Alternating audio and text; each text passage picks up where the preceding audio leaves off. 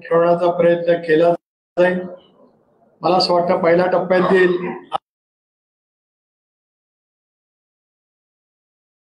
अर्ज भरण्याचा प्रक्रियेचा दिवस हा उद्याचा अंतिम आहे आणि उद्या दुसऱ्या टप्प्यातील सुद्धा नोटिफिकेशन त्या ठिकाणी जाहीर होणार आहे।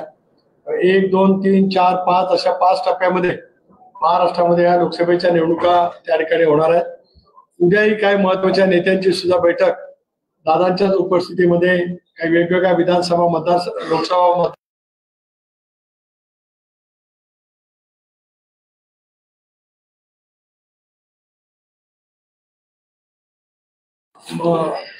निवेदन करायचं होतं। मी आता दादांना विनंती करतो की त्यांनी आपल्याशी या ठिकाणी संबोधित करा।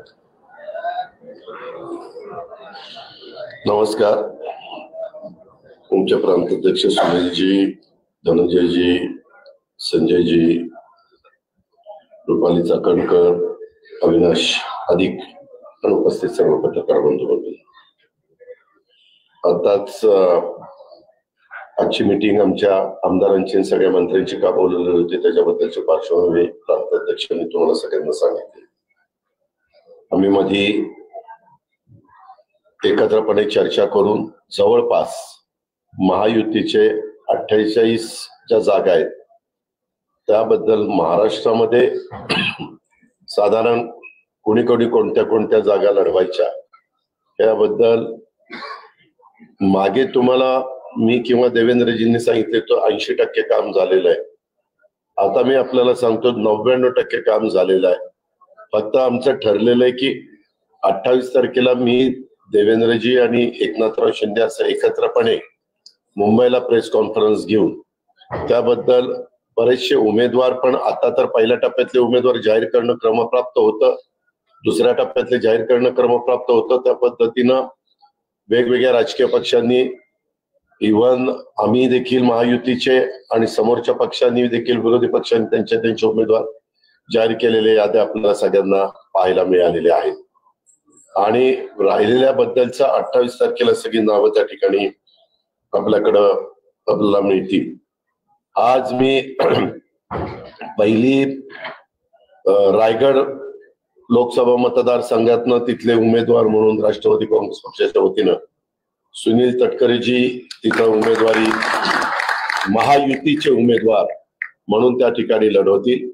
यामध्ये भारतीय जनता पक्ष, शिवसेना, राष्ट्रवादी काँग्रेस पक्ष, तसंच आठवले साहेब, तसंच कवाडे साहेब, तसंच सदाशिवराव खोत, तसंच रासपचे महादेव जानकर, तसंच विनय कोरे, कवाडेंचं नाव सांगितलं, असे सगळे मिळून खरात, सचिन खरात, असे सगळे घटक पक्षाचे आमचे मित्र पक्षाचे सगळे सहकारी मिळून आम्ही 48 जागा महाराष्ट्रातल्या लढवतोय। काही फॉर्म पण भरलेले आहेत। आज देखील काही भागामध्ये फॉर्म भरण्याच्या करता स्वतः देवेंद्र फडणवीस साहेब विशेषतः विदर्भामध्ये गेलेले आहेत, कारण तुम्हाला माहिती आहे पहिल्या टप्प्यामध्ये विदर्भातल्याच निवडणुका आहेत आणि बाकीच्या संदर्भामधला इतर जागा त्या 28 तारखेला मी आपल्याला त्याच्या संदर्भात सांगेन।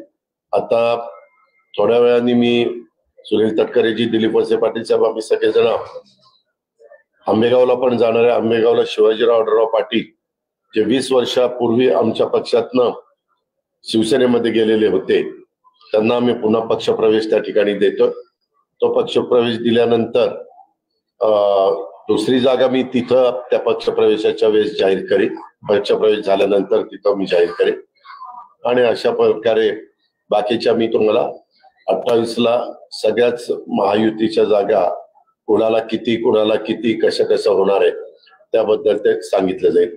एक गोष्ट मला पत्रकार मित्रांना आवर्जून सांगायची, तुमच्या मार्फत महाराष्ट्राला देखील सांगायची, 5 वर्षापूर्वी ज्यावेळेस लोकसभेच्या निवडणुका झाल्या त्यावेळेस एकूण 48 जागा होत्या। त्या 48 जागांमध्ये आम्ही महाविकास आघाडीच्या वतीनं लढलो आणि एकनाथराव शिंदे आणि देवेंद्रजी हे सगळे जण भाजप शिवसेना म्हणून युतीचे उमेदवार म्हणून ते लढले। त्याच्यामध्ये बीजेपीच्या 23 जागा निवडून आल्या, शिवसेनेच्या 18 जागा निवडून आल्या। त्यावेळेस बायफर्केशन 48 जागांचं 23 बीजेपी, 18 शिवसेना, 4 एनसीपी, 1 काँग्रेस, 1 नवनीत राणा आम्ही पुरस्कृत केलेलं होतं, कारण ती जागा आम्हाला मिळालेली होती. आम्ही नवनीत राणांना अमरावतीमध्ये पुरस्कृत केलेलं होतं, त्या निवडून आल्या. एमआयएमची एक जागा छत्रपती संभाजीनगर मधनं निवडून आली. अशा 48 जागा त्या बाबतीमध्ये होत्या. मध्ये कारण नसताना काही पत्रकार मीडियामध्ये देखील इलेक्ट्रॉनिक आणि प्रिंट मध्ये कारण नसताना राष्ट्रवादी 3च जागा मिळतायत, अमुक होतंय अशा पद्धतीनं गैरसमज पसरवण्याचं काम केलं. आमच्यात कुणाच्यातही गैरसमज नाही.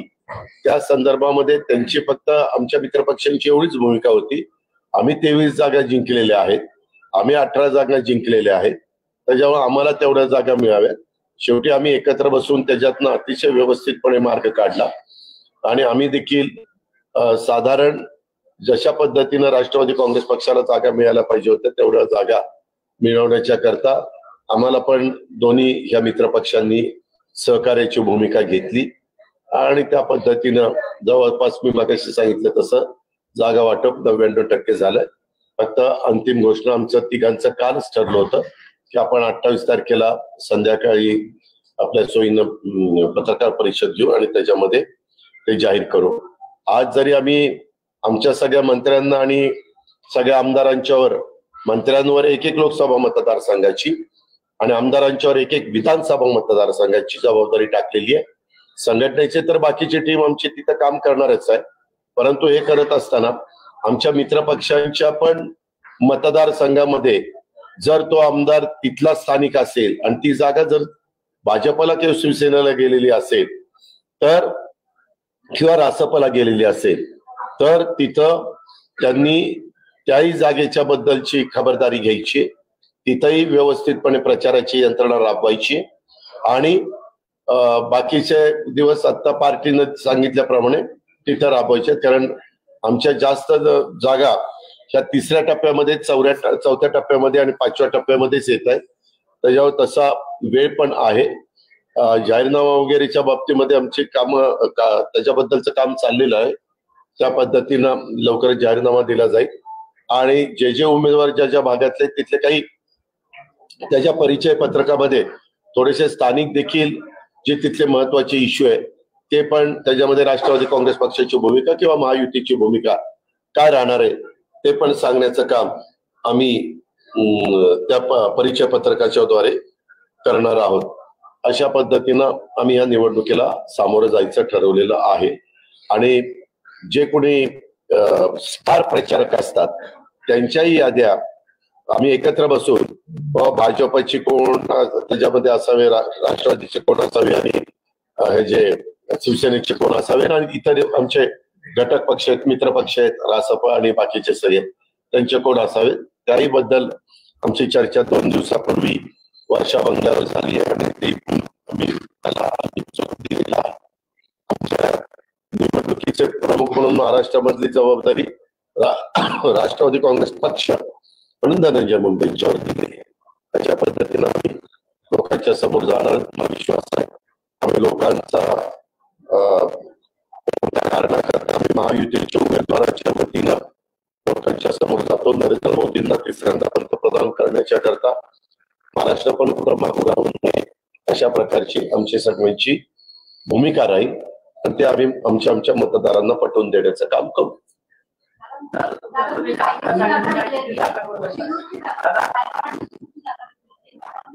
रायगड आणि शिरूरची नाही, रायगडची डिक्लेअर केली, शिरूरची त्या कार्यक्रम झाल्यानंतर करणार आहे. जरा बारामतीचा सस्पेन्स ठेवतो ना, कारण तुम्ही सारखं काही पण आम्हाला पण मलाही ऐकायला बरं वाटतं. अरे वा हे आता नाव आलं का, अरे वा आता हे नाव आलं का, त्याच्यामुळे तुम्ही काळजी करू नका. व्यवस्थितपणे आणखीन बरं वाटतं व्यवस्थितपणे 28 तारखेला देतो, पण तुमच्या मनात जे नाव आहे तेच नाव तिथे येणार.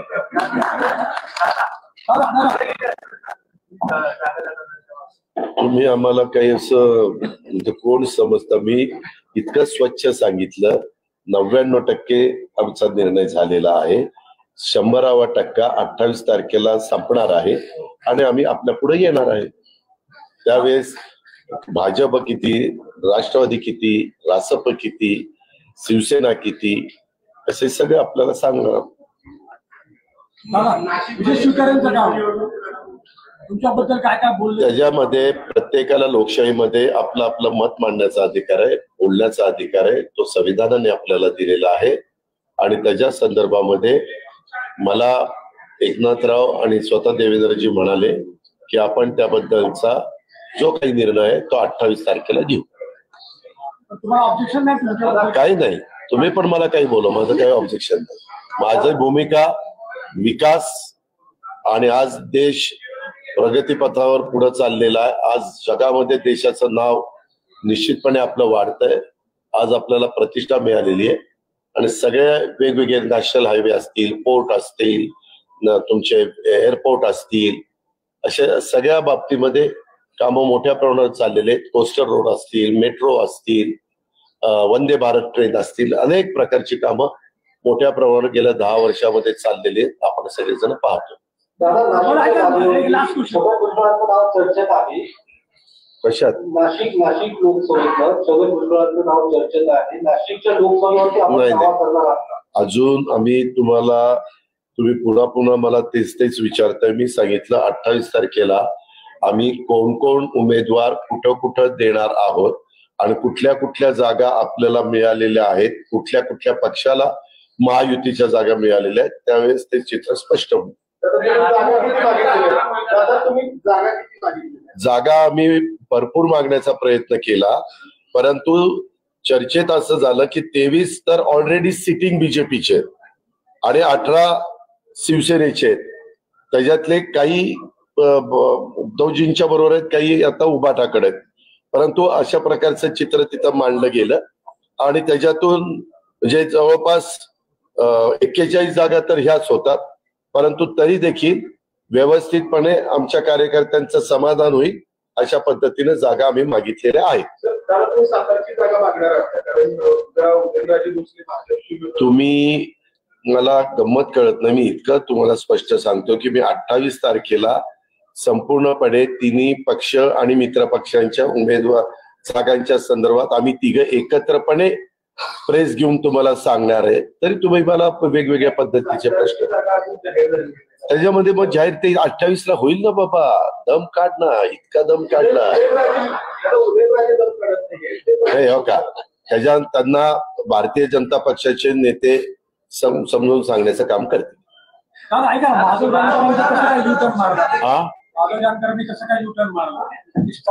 युटर्न कधी मारला?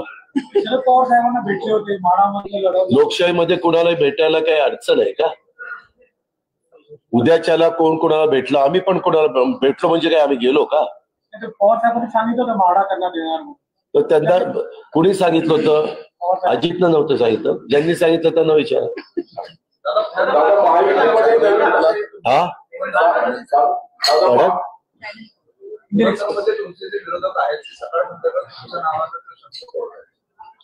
माझे विरोध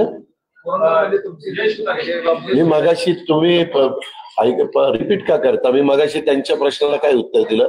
मला त्याच्याबद्दल कुठली कॉमेंट्स, त्या वक्तव्याबद्दल कुठली कॉमेंट्स करायचे नाही. काय कॉमेंट्स करायचे तो तर माझा अधिकार आहे. No comments. दादा दोन प्रश्न. एक तर महायुतीमध्ये नवीन मित्र घेण्याबाबत आता काही वेळा गोगावले जे आहेत त्यांच्या आजूबाजूला सोबत घेण्याची आवश्यकता नव्हती, आधी लोक आणि तिसरं म्हणजे मनसेला हो का? खाली कार्यकर्ते प्रत्येक जण आपले आपले मतं मांडतात. हे निर्णय होतात ते वरिष्ठ पातळीवर होतात. आता प्रत्येक पक्षामध्ये असंख्य कार्यकर्ते असतात, त्या प्रत्येकाची मतं वेगवेगळी असू शकतात. मतांतर असू शकतं, वेगवेगळ्या विचारधारा असू शकतात. माझ्या माहितीप्रमाणे मला जे अवगत आहे त्यामध्ये आम्ही काही प्रमुख लोक राष्ट्रवादीचे, शिवसेनेचे प्रमुख म्हणून एकनाथराव शिंदे आणि भाजपचे प्रमुख म्हणून देवेंद्रजी असतील, अमित भाई असतील, नरेंद्र मोदी साहेब असतील, नड्डा साहेब असतील, हे निर्णय घेतात. आता ह्याच्यापेक्षा आणखीन कुणाला निर्णय घ्यायचा अधिकार असेल तर माझ्या ज्ञानामध्ये भर घाला. मी जरूर आपल्या सूचनेचा आदर करीन आणि रासपचे नेते म्हणजे प्रमुख म्हणून आपले महादेवराव जानकर. समजलं? उशीर लागला का? नाही लागला. 3 महिन्यांपूर्वी तुम्ही चॅलेंज दिलं. आणि 3 महिन्यानंतर तुम्हाला उमेदवार त्या ठिकाणी मिळाला. असं नाही रे बाबा.